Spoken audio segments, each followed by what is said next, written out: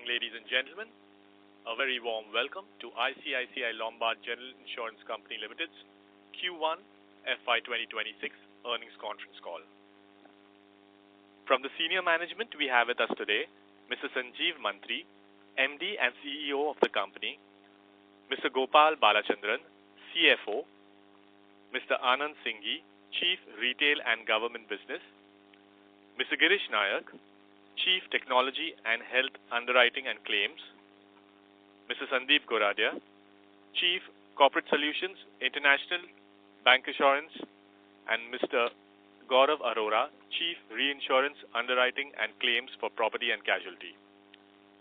Please note that any statements, comments are made in today's call that may look like forward-looking statements are based on information presently available to the management and do not constitute an indication of any future performance, as future involves risks and uncertainties which could cause results to differ materially from the current views being expressed.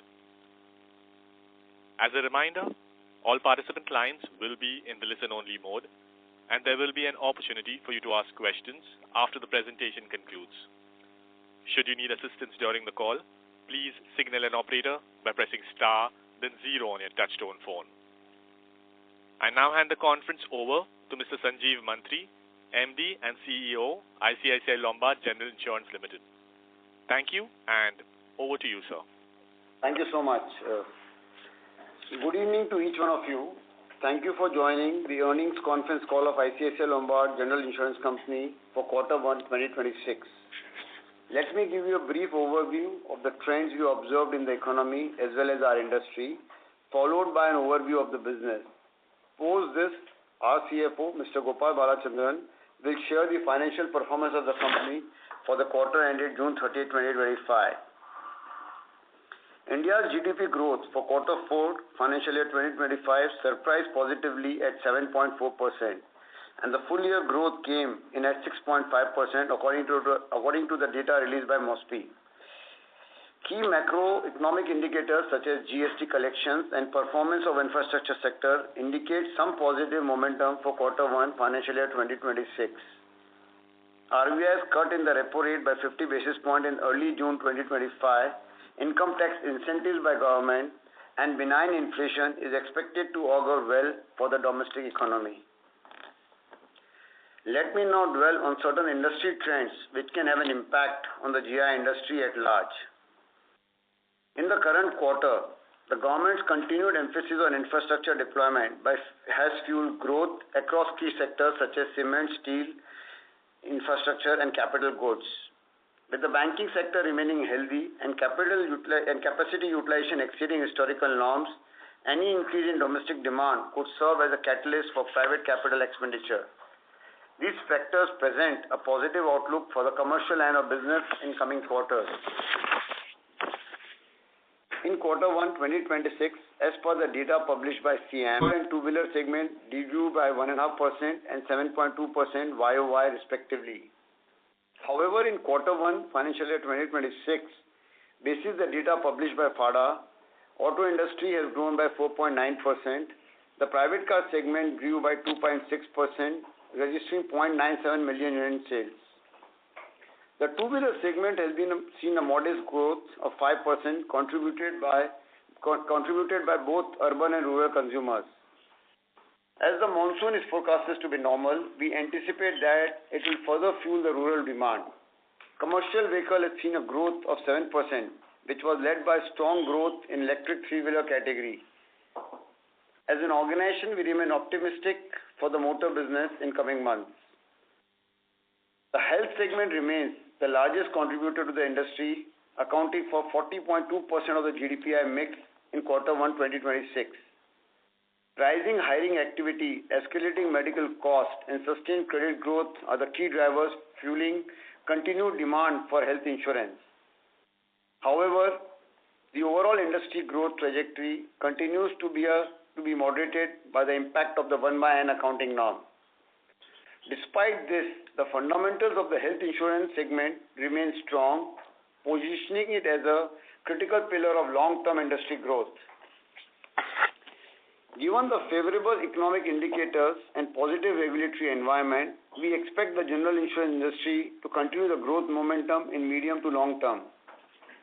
However, we remain vigilant on the ongoing geopolitical developments which may pose risk to both global growth and Indian economy.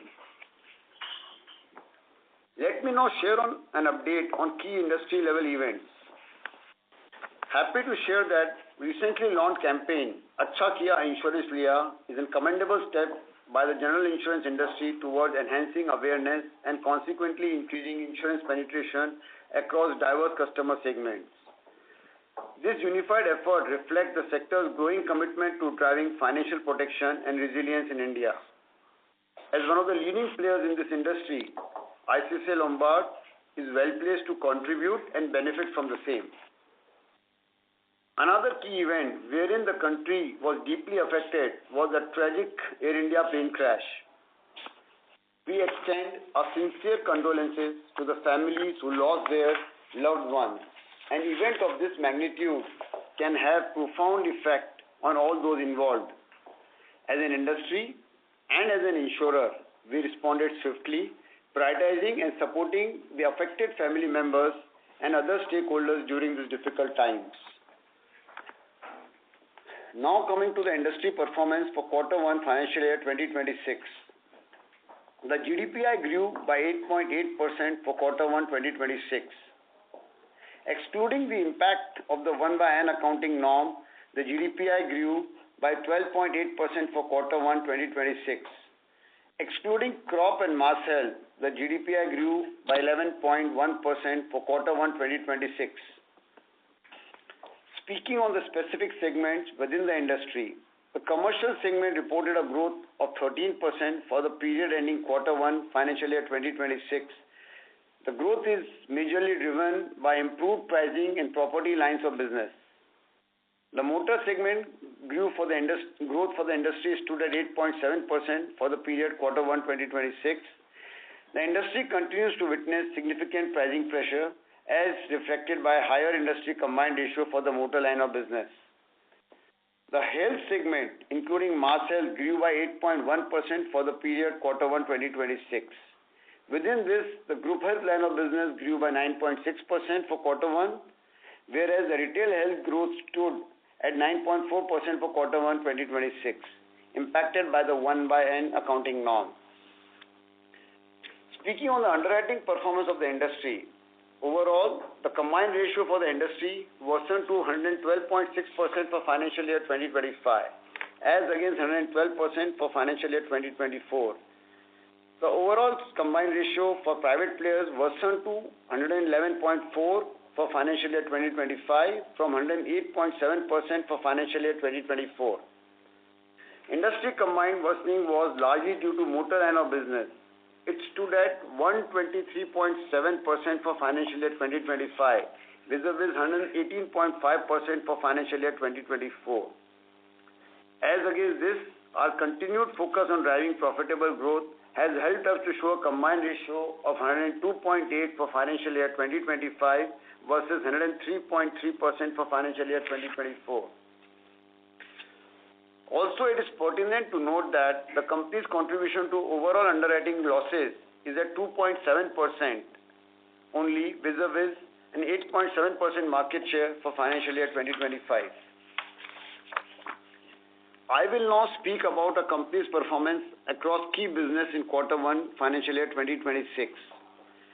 The company's GDPI registered a growth of 0.6% as against the industry growth of 8.8% for Q1 2026. Excluding crop and mass health, the company's growth was at 3.4% compared to the industry growth of 11.1% for Q1 2026. In the commercial line segment, our growth stood at 6.8% for Q1 2026 as against the industry growth of 13% for the same period. Whilst the industry has seen an improvement in pricing at an overall level, however, there have been different levels of price action within subcategories of commercial lines. We continue to drive profitability through prudent risk selection and distribution-led growth. We have maintained a leadership position in engineering and marine cargo line of business. In the motor segment, our growth stood at 3.2% for quarter 1 2026, as against the industry growth of 8.7%. In the backdrop of elevated competitive intensity, as stated earlier, we continue to drive our strategy in motor insurance based on granular portfolio segmentation and distribution expansion. We continue to maintain our leadership position with a market share of 10.5% for quarter 1 2026. Our portfolio mix for private car, two-wheeler and commercial vehicles stood at 54.8%, 27% and 18.2% respectively in comparison to the mix of quarter 1 2025, which stood at 51.5%, 26% and 22.5% respectively. In health segment, we grew by 1.9% for quarter 1 2026 as against the industry growth of 8.1% as at quarter 1 2026 on a 1/n basis. Our retail health business line continued to maintain the growth momentum pursuant to which we have gained the market share. We registered a growth of 32.2% as against industry growth of 9.4% as at quarter 1 2026. The continued innovation in retail health products and investment in retail health distribution has helped us to increase market share, which now stands at 3.5% for quarter 1 2026 as against 2.9% for quarter 1 2025. Our group health segment degrew by 2.5% for quarter 1 2026 when compared with quarter 1 2025, resulting in a market share being at 10.1%. This was essentially attributable to lower growth in our group benefit segment due to muted credit disbursement coupled with impact of 1/n accounting norms. We would now like to apprise you of other key initiatives of our organization. The initiatives under One IL One Team continue to deliver measurable results, underscoring our commitment to sustainable and profitable growth at the organization level. A key initiative in this journey has been the consolidation of our customer-facing call center into a unified One IL One call center aimed at standardizing practices, enhancing operational efficiencies, and delivering a superior customer experience through strategic technology intervention. The integration of process under this initiative resulted in a 78% increase in productivity for quarter 1 2026, along with reduction in headcounts of the fresh acquisition team and service team by 22% and 10% respectively. Our digital service engagement has gone up to 38% in quarter 1 2026, up from 22% in quarter 1 2025. This was made possible through use of artificial intelligence, voice bot, propensity modeling, and targeted campaigns. We further improved our efficiency in motor claims. Our preferred partner network serviced 74.6% of our non-OEM claims in quarter 1 2026, up from 72% in quarter 1 2025. Launched in April of 2024, our IL Sahayak initiative has strengthened on-ground claim support for our health customers. In quarter 1 2026, the initiative assisted over 28,000 customers, reflecting an increase from 8,000 customers supported in quarter 1 of 2025.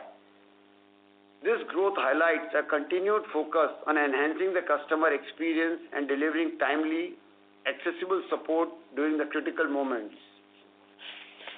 Our digital platform continues to aid our growth, with visitors increasing 21% year-on-year and increase in fresh business by 69% year-on-year. This is fueled by our one-stop solution, IL Take Care app, for all insurance and wellness needs, which surpassed 16.6 million downloads.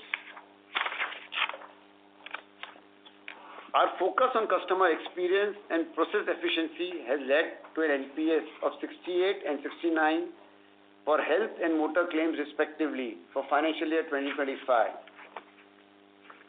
We have demonstrated resilience amidst industry challenges, maintaining a focus on profitability.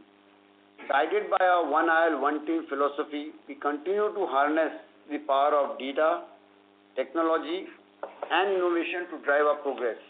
Our robust multi-product, multi-distribution strategy allow us to adopt swiftly and serve our customers more effectively while delivering profitable growth. I will now request Gopal to take you through the financial numbers for the recently concluded quarter. Thanks, Sanjeev, and good evening to each one of you. I will now give you a brief overview of the financial performance of the recently concluded quarter. We have uploaded the results presentation on our website, and you can access it as we walk you through the performance numbers. With effect from October 1, 2024, long-term products are accounted on a 1/n basis as mandated by IRDAI. Hence, Q1 FY26 numbers are not comparable with prior periods. Please refer to our investor presentation for further details. The gross direct premium income of the company was rupees 77.35 billion in Q1 FY26 as against rupees 76.88 billion in Q1 FY25, a growth of 0.6% as against the industry growth of 8.8%. Excluding crop and mass health, GDPI growth of the company was 3.4% vis-a-vis the industry growth of 11.1% in Q1 FY26. Our GDPI growth during the quarter was primarily driven by growth in the preferred segments. The overall GDPI of our property and casualty segment grew by 6.8% to rupees 26.77 billion in Q1 FY26 as against rupees 25.08 billion in Q1 FY25. On the retail side of the business, the GDPI of the motor segment was at rupees 24.44 billion in Q1 FY26 as against rupees 23.69 billion in Q1 FY25, registering a growth of 3.2%. The advance premium numbers for the motor segment was at 38.07 billion rupees as at June 30, 2025, as against 37.17 billion as at March 31, 2025. GDPI of the health segment was at rupees 23.81 billion in this quarter as against rupees 23.37 billion in Q1 last year, registering a growth of 1.9%. Our agents, which include the point of sale distribution count, was at 1,43,675 as at June 30, up from 1,40,736. This was the number as at March 31, 2025. Our combined ratio stood at 102.9% for Q1 FY26 as against 102.3% for Q1 FY25. Our investment assets during the quarter rose to rupees 554.53 billion as at June 30, 2025, up from rupees 535.08 billion as at March 31, 2025. Our investment leverage, net of borrowings, remained the same at 3.74 times as at June 30, 2025 and as at March 31, 2025. Investment income was at rupees 12.88 billion in Q1 FY26 as against rupees 11.28 billion in Q1 FY25.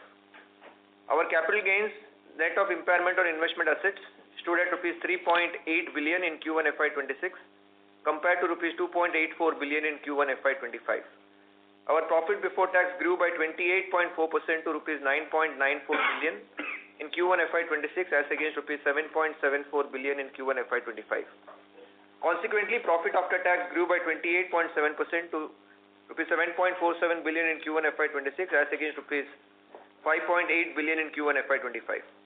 Return on average equity was at 20.5% in Q1 FY26 as against 19.1% in Q1 FY25. Solvency ratio was at 2.7 times as at June 30, 2025 as against 2.69 times as at March 31, 2025. This continues to be higher than the minimum regulatory requirement of 1.5 times. As I conclude, I would like to reassure that we remain committed and focused on our strategy of innovation and driving profitable growth, consistent and sustainable value creation for all our stakeholders, while continually ensuring that the interest of the industry and our policyholders is in the forefront at all times. Thank you, and we'll be open to take questions. Thank you very much. We will now begin the question and answer session. Anyone who wishes to ask questions may press star and 1 on their touchtone telephone. If you wish to remove yourself from the question queue, you may press star and 2. Participants are requested to use handsets while asking questions. Ladies and gentlemen, we will wait for a moment while the question queue assembles. To ask questions, please press star and 1. First question is from Nischint Chawathe from Kotak. Please go ahead. Yeah, hi. Thanks for taking my question. My question is actually on the commercial lines of businesses. Somewhere at the beginning you mentioned that pricing has improved in this segment, but I think at the same time you also said that there are different levels of pricing, and as I see you've kind of shrunk the market share a little bit in this segment. So just curious, what is your view on this segment, and do you expect this to be a profitability accretive in this financial year? Sure. Thanks, Nishit, for your question. The simple answer is, overall, yes, with the overall sentiments and pricing getting better, we do expect it to be more profitable. If you remember, last year when we were, reaching out in every possible quarter, we had spoken about the excessive intensity and aggression on the pricing front.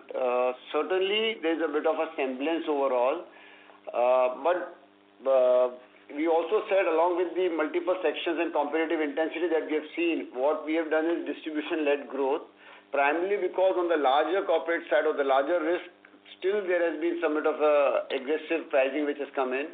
We've done what is required to drive profitable growth for us. Your seek on do you expect it to continue? Our firm belief is yes, and what market is doing at this point is pricing risk appropriately, which was not happening otherwise in the previous year. So this should actually be kind of profitability accretive this year is what we are trying to say. It's very difficult to forecast. The simple answer is pricing improves, it should be better than what it is. But fire as a business line has to play out over quarters because it's driven by very low frequency and very high severity. But it should be profitable overall. My answer is yes, but it will have to play out because it's driven by extreme losses as and when it happens, if it happens. Yes, of course. The other question is, on the loss ratio in the health business, if you could help us, split it between the, retail and the group business. So, Nischint, I'm giving the group numbers first, which is corporate health. Q1 last year was 97.9. This is the last year Q1, 97.9. That number for Q1 this year is at 95.7. On the retail indemnity, again, similar periods. Q1 last year was 72.5. Q1 this year is 74.3. Got it. Thank you very much and all the best. Thanks, Nischint. Thank you. Thank you. The next question is from Madhukar Ladha from Nuvama Wealth Management. Please go ahead.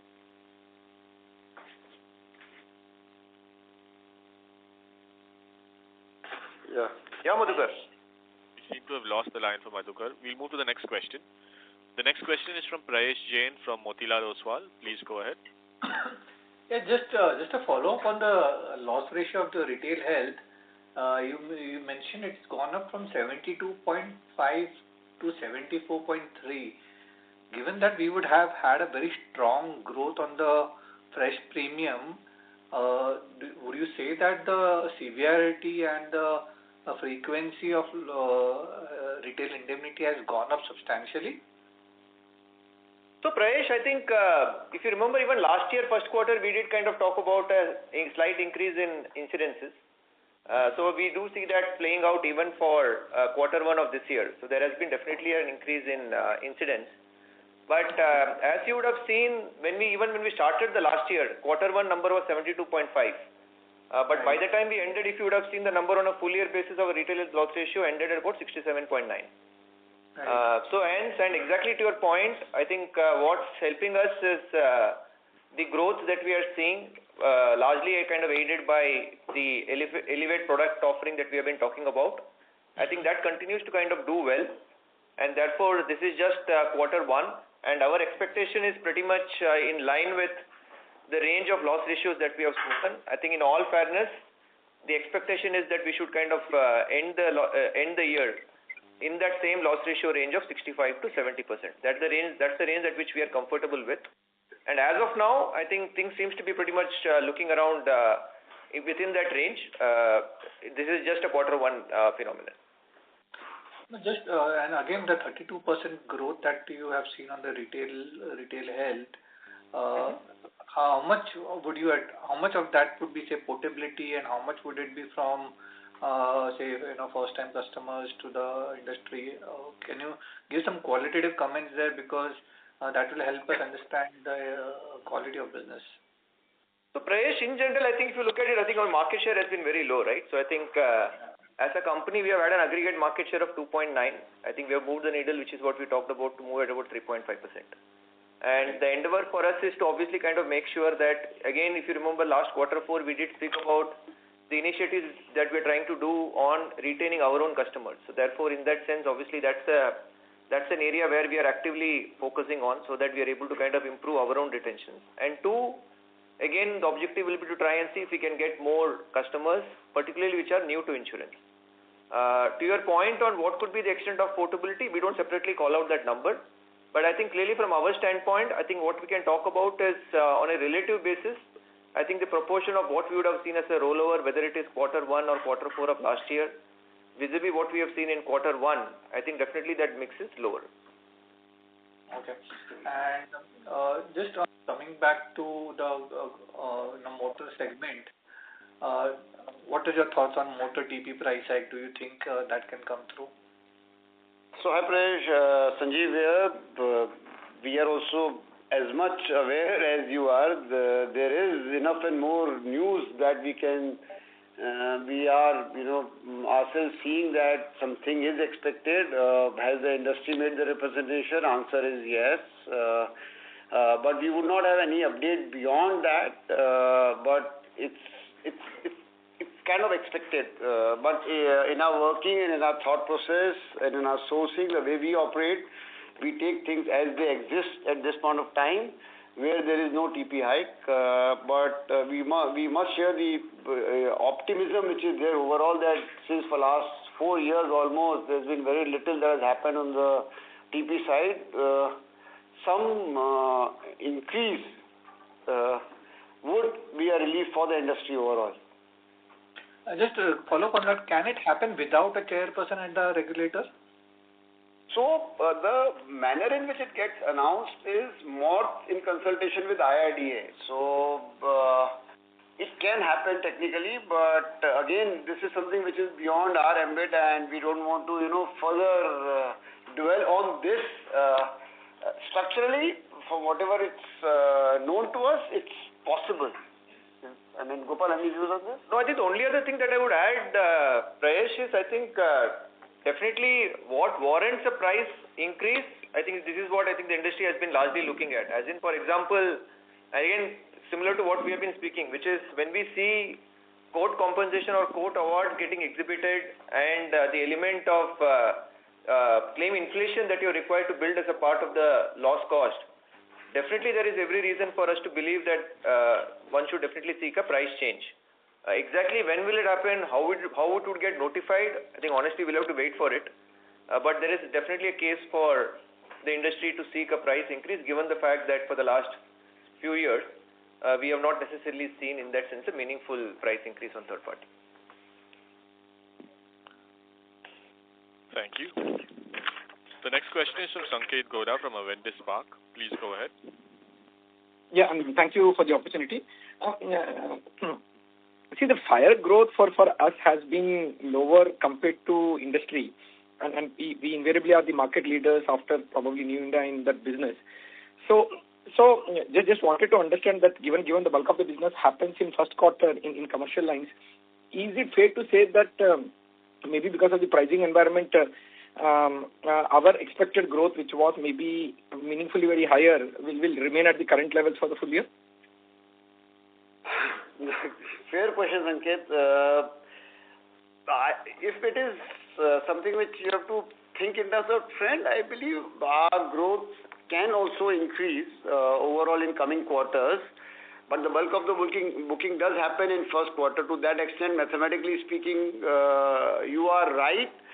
However, progressively last year the discounting kept increasing as quarters kept happening, right? So the market kept hitting new levels of discount. So to that extent, if there is some bit of a semblance that is coming in, the industry should show further positive trend as far as YOY growth is concerned.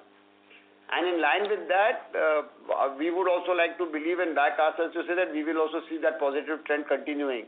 However, whether we will be able to bridge the delta that is existing in quarter one, that our endeavor obviously is to get that managed over quarters and see that we stay where we want to be.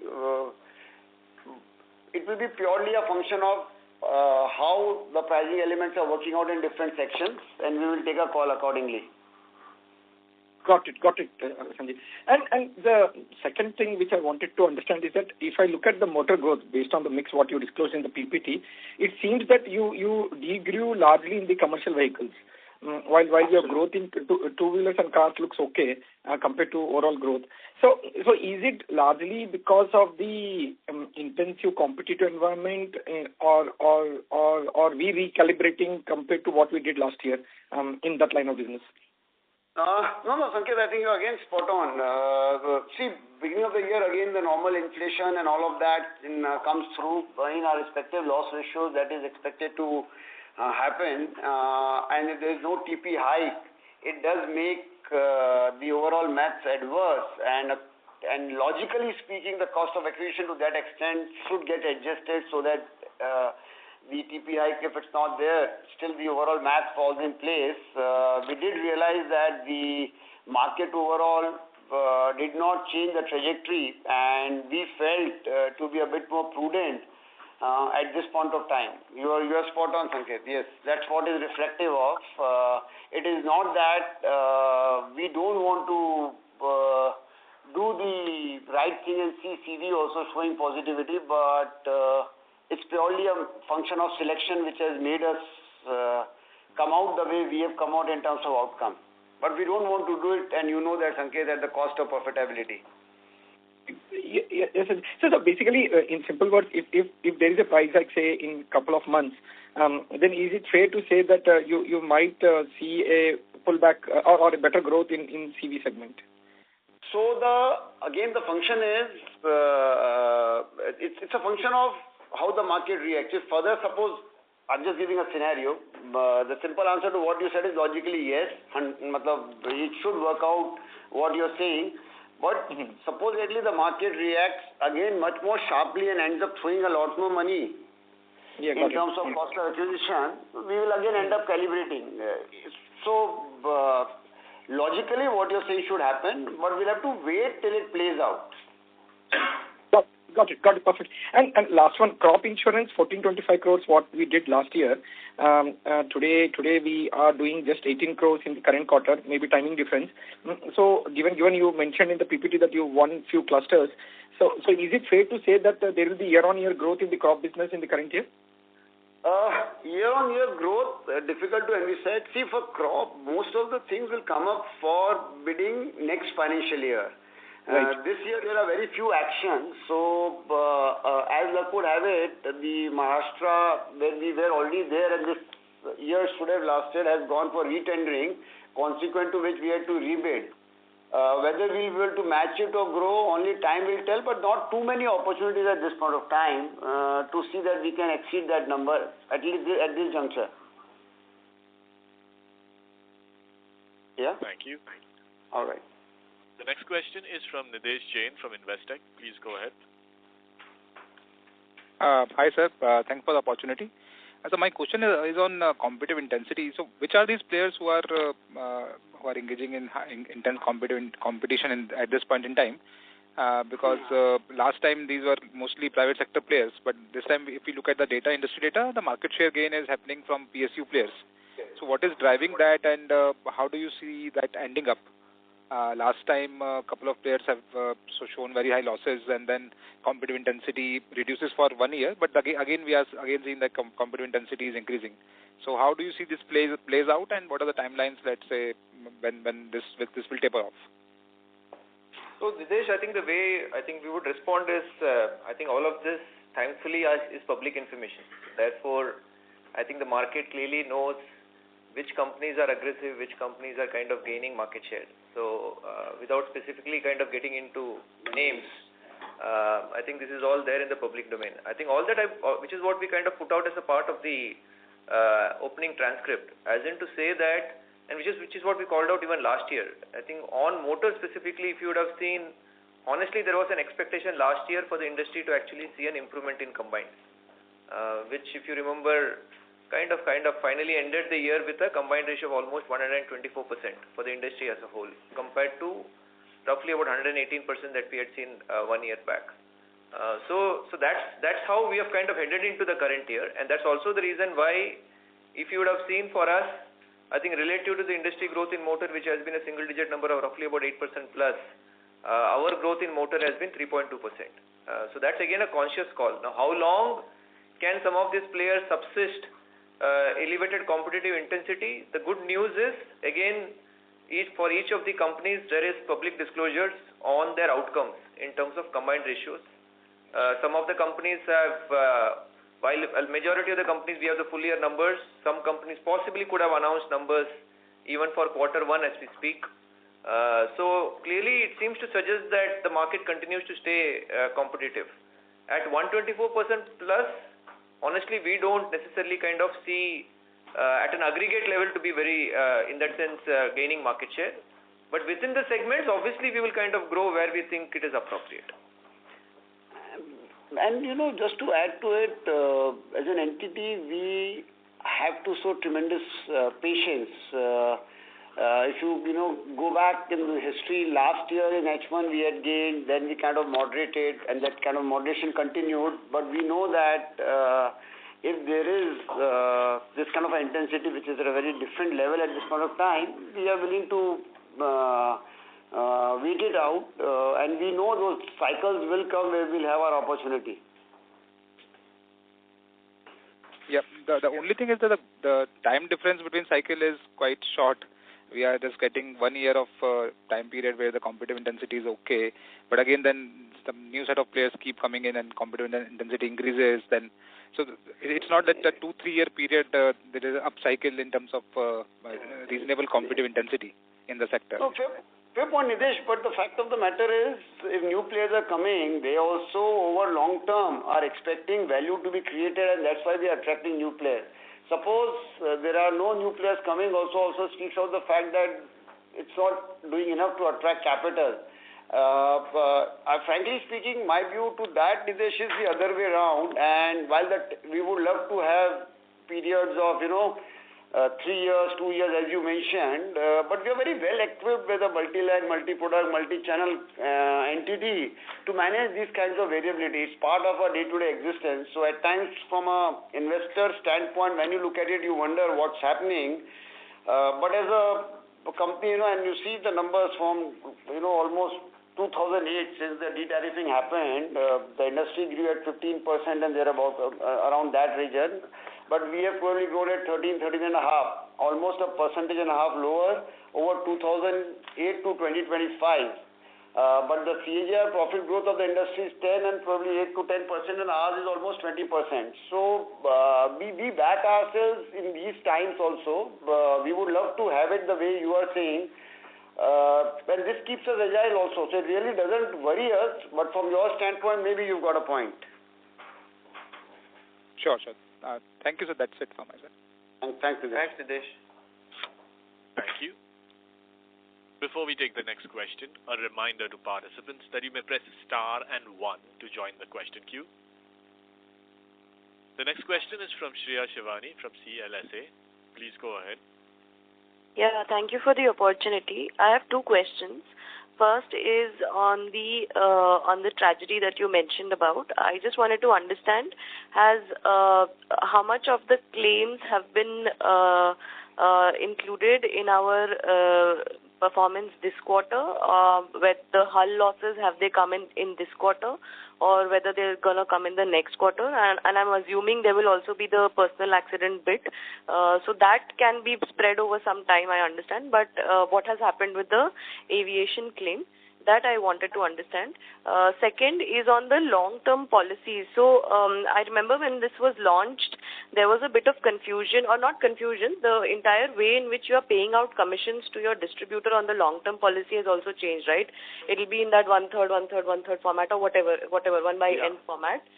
So has the behavior of the distributor changed now that you're 6-9 months into it? In which product segments has it changed? Are some product segments going to become 1-year product only instead of being long-term because of this policy change? Some commentary around that. Those are my 2 questions. Thank you. Sure. So Shreya, on the first one, I think again, as we have always said, I think it's very difficult to kind of comment on individual claims. I think what we can say for sure is which is what we have been kind of telling even earlier at the time when the incident had happened. Given the exposure that we have on the risk, the impact that we have on the net, they have been completely kind of provided for. So whatever results that you see for Q1 factors in for the likely impact of claims, because honestly we will not know when the estimate will eventually play out. But I think it is well within our ability to kind of absorb such losses. That's primarily the business that we are in, and therefore to that extent, I think we have been able to kind of provide for estimates. This is what we have as of 30th of June. To your second point on long-term policies, I think that's the flexibility which I think clearly the market has got. I think they have to decide in terms of how do they want to incentivize sourcing of policies. As we speak, you're right, we are into the third quarter of the change. Market still continues to exhibit differentiated behavior in terms of some of them exhibiting, some of them kind of seeking upfront, some of them obviously willing to kind of take over a period of time. But if you ask us, has there been any major shift in the behavior relative to what we had seen in Q3 and Q4? The short answer is no. We have not necessarily seen any major shift. So there, I'll quickly update you that as Gopal said, in certain constructs of long term, there can be differential practice, but more so on the health side, the industry has been very unified in terms of procuring long-term products. Initially, in initial quarters, we did see the long-term sourcing getting impacted for us because we had moved in line with the regulation and others had not moved. But thank God in that sense that now the practice has been uniformly addressed by each one of them, and from there on we all see those numbers reverting back. So to that extent, it is a positive sign, and the partners are also finding an obvious benefit of doing long-term policies for the customers. Yes, so there is normalcy as far as health part of the business is concerned on the retail side. Got it. And just on the first question, just a follow-up, sorry. How much can we say is the total combined ratio impact of that event? If there's a number? It's baked in, and the fact that we are not calling out, otherwise we would have called out. It is something which comes as usual share. Okay, and these are all estimates. It will 55, but it's addressed at this juncture, and we don't think it's appropriate to call out that number separately. Sure. It's okay. Thank you so much. This was very useful. Thank you. Thanks, Shreya. Thank you. Next question is from Madhukar Ladha from Nuvama Wealth Management. Please go ahead. Hi, thank you for taking my question. So I got disconnected in between, so maybe this is a little bit of a repeat. So when you point out comparative intensity, are we seeing some letdown in comparative intensity due to probably slightly lower commission payouts, and because EOM ratios remain high for a lot of private guys, and is it because of that the PSU guys are increasing their share, or is it that the PSU players pricing itself is lower? So that was one question. I mean, why and what is your expectation, given that now considerable amount of time has passed and EOM levels still remain very high for a lot of the guys. So what is your expectation on what can happen over there? Thanks. Yeah. So Madhukar, I think you are absolutely right. I think what will be a key watch will be, because this will be the third year of the glide path that the regulator had announced in 2024.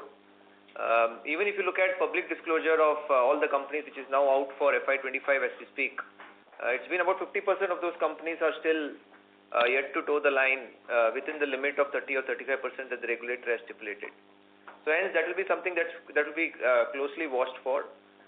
Clearly, if you recollect, even last year when the regulator had kind of looked at these companies, they have been asked to kind of give a clear roadmap every quarter in terms of what is their plan to achieve the numbers within that limit of 30 or 35. So hence, that will be clearly a key determinant for most of the players who have not necessarily yet met the limits.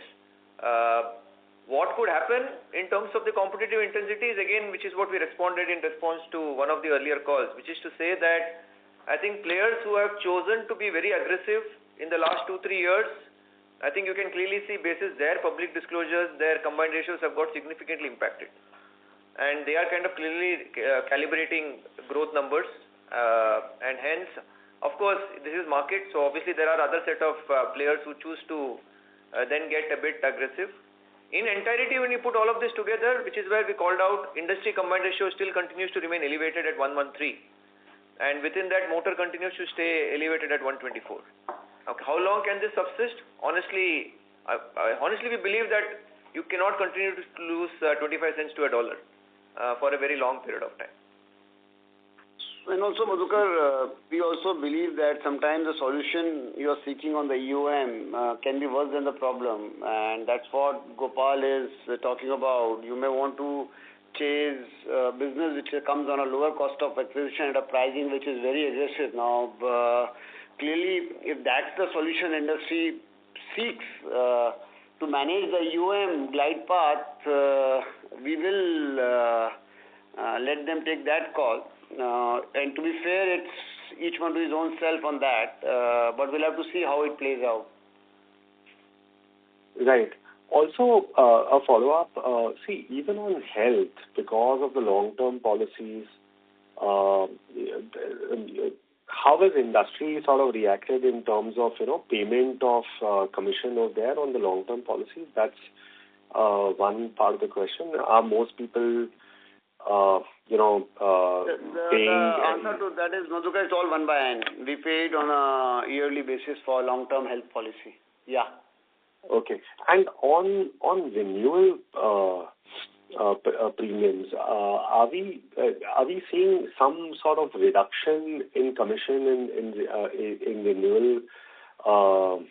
Because that was one of the expectations also given. Yes, it is, and you are spot on. Definitely there's a delta which exists between the fresh sourcing of health and the renewal. And to be fair, it's at the industry level. It's not only for ICICI Lombard. Right. Got it. Thank you. Thanks. Right. Yep. Thank you, Madhukar. Thank you. Bye. Thank you. Before we take the next question, a reminder to participants that you may press star and 1 to ask questions. The next question is from Dipanjan Ghosh from Citi. Please go ahead. Hi, sir. Just two questions. One, on the group health part, obviously, you had kind of moderated your growth trajectory somewhere towards the second half of last year, given the competitive pressure. So I just wanted to get some sense, with your base kind of normalizing from, let's say, the second half of this year. I mean, how do you see the growth in that part of the segment and the competitive intensity? Your loss ratios have also kind of improved a little bit on a YOY basis. So how do you see that segment behaving on the corporate employer-employee side? And second, on the retail health portion of the business, I mean, I think this question was asked previously also, but, some back calculation would suggest that loss ratios on the back book are probably kind of operating at levels which may be a little bit higher than where the industry averages are, or maybe your stated averages of around 65 to 70% steady state run rate. On the back book I'm just talking about.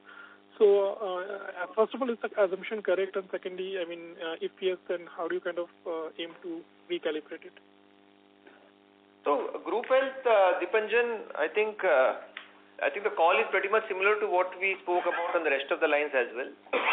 Now, this is a segment where even Sanjeev had spoken about. Let's say, typically you get to exhibit maybe slightly chunky premiums, but maybe comes at a very relatively lower cost of acquisition. So hence, competitive intensity continues to be higher on that particular segment, given the fact what I spoke about on possibly some companies wanting to write this segment of business to meet their expense of management obligation. Within that is how we have played out our growth. So we will watch for the development in case, I think if we see signs of easing for, let's say, for companies who have to meet their UM, then obviously I think we are well placed to write the risk back. The good news, as we keep saying in our businesses, majority of our risks are 1-year risks, and therefore to that extent our ability to possibly get it back is always there with us. And on the second one, I think on the second one, on the retail health, it was more with respect to loss issue. The loss issue which you're talking, I think Gopal has already spoken about it. We do believe that coming quarters, so this is the mix, the way it comes out, and a lot of NEP that comes in, and we have seen a bit of a frequency spike here and there. But your back-end calculation spot on, and we do believe that as a company we would fare a lot better in coming quarters as the growth of new would start overall impacting our loss ratios positively. So your calculation is right, and we are also expecting a similar trend. Got it. Thank you, sir, and all the best. Thank you, Dipanjan. Thank you. The next question is from Miraj, who's an individual investor. Your call on hold. Please stay on the line. Miraj's line seemed to be on hold. That was the last question in queue. I would now like to hand the conference over to Mr. Sanjeev Mantri for any closing comments. Yeah, right. Thank you so much for joining. I think you all had a long day, back-to-back calls. They were ICICI Live, then your ICICI Prudential, now it's ICICI Lombard. So enough and more calls. Look, I mean, we've spoken overarchingly what we want to focus on, and we look forward to interacting with each one of you in the course of the quarter. All the best, and take care of yourself. Thank you so much. Thank you very much. On behalf of ICICI Lombard General Insurance Company Limited, that concludes the conference. Thank you for joining us, ladies and gentlemen. You may now disconnect your lines.